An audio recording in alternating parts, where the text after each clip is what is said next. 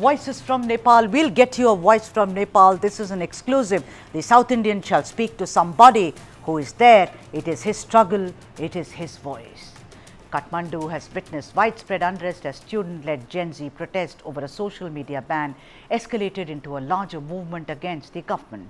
Demonstrators are voicing anger over alleged corruption and perceived apathy by the political elite.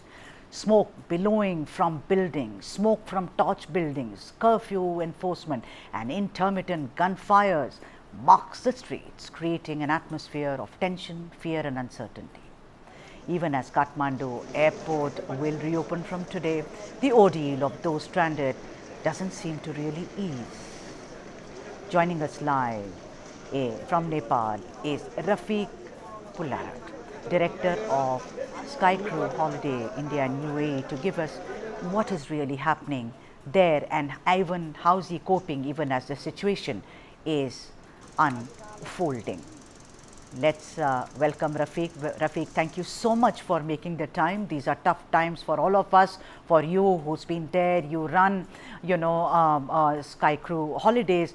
Tell us, do you run a hotel, if I understand well? Do you, Rafiq?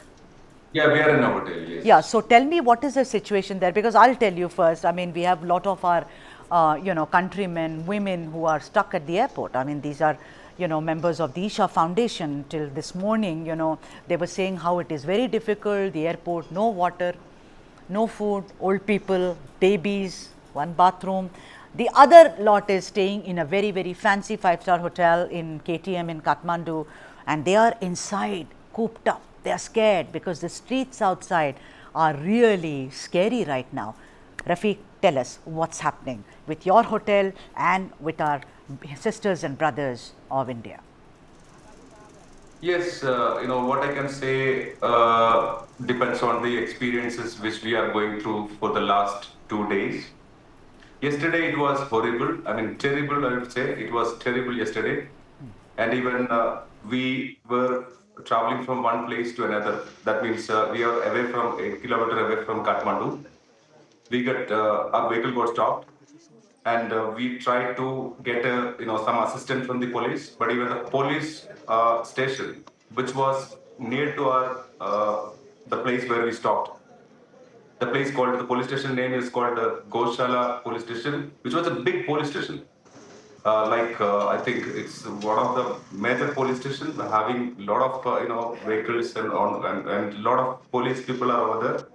We tried to reach there, but unfortunately the police people said, please keep away at least 200 meters. Don't come inside the police station. So we left from the place, and after 2 hours, the entire police station got burned.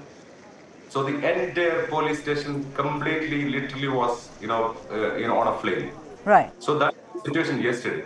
So we were actually I came with a group of 40 people under the our company, Sky Travel. So we landed day before yesterday, everything was fine, until we reached to Nagarpur. So finally yesterday when we came back, the things were so terrible. But the good part is the Gen Z, the strike, the protesters, they are not touching any of the local people, any of the tourists, and they're just attacking and targeting. That's very good to hear, Rafiq, that they are not harming any way the tourists. But I want to ask you, Rafiq, when you run a hotel, you need supplies. Because I'm sure a lot of people who are already staying there, maybe a lot of people have also emerged saying, please Rafiq, give us one room, we will share it. Because I've seen war-like situations in many places where hotels are opened for Indians. I've seen it in UAE, I've seen it many places. Anyway, that's neither here nor there. Tell me, what do you do for supplies then? You need food, you need water, you need milk. What are you doing for that? Any special preparations, or there is no problem, you are getting all these supplies? Rafiq. In my hotel, which we are staying away 8 kilometers far from Kathmandu main city, we are having everything. We have a minimum buffet. That means 2 curries and chapatis and everything. We are sufficient on food. We have no we have no complaints. We have no shortage on food. Even for my group, 40 people got 19 rooms. That means everyone is staying in a double sharing basis. And along with that, I can add you that in a one group with the 31 members, from Rajasthan is also in the same hotel, and one group of 35 people from Karnataka, Bangalore, also in the same hotel. On my experience today and yesterday, the hotel food, everything is sufficient. But we doubt, if things are going like this for another 2 or 3 days, there will be a shortage for the food.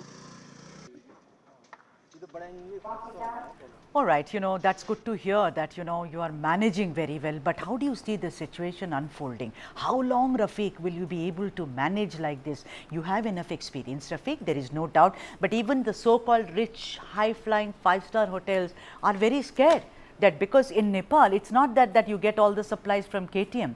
More than the supplies, how can you actually, guarantee the safety and security of your, people who are staying in the hotel? Does that scare you, Rafiq? No, basically, we were actually well connected with the embassies, and we are well connected with the local, political offices, and also we connected with the police station of Kerala. So what we decided, if things are not back to resuming normal or not back to normal, we will take assist to reach to any of the nearest borders. That's our actual plan. But we got information from the tourism board of Nepal, and things are getting normal. So we are hoping the best. Probably from tomorrow things will be back to normal. Lot of state governments, like Andhra Pradesh state government, Kerala state government, they are all, really monitoring. In Delhi, a lot of helplines have been done. How is the Kerala government particularly? Why should I just say Kerala? We are all Indians. How about all the Indian government? What kind of help are they giving you, Rafiq? Yesterday, the thing started, the situation gone worse. We got call from John Britta's MP office. This is one of the MP from Kerala, and we got all this, mostly like 3 or 4 MLAs offices called us, and we got a call from the SP office of Malappuram district. We got a call from Calicut, police, and we got a call from Arikot police station, which all this like my 40 members are residing.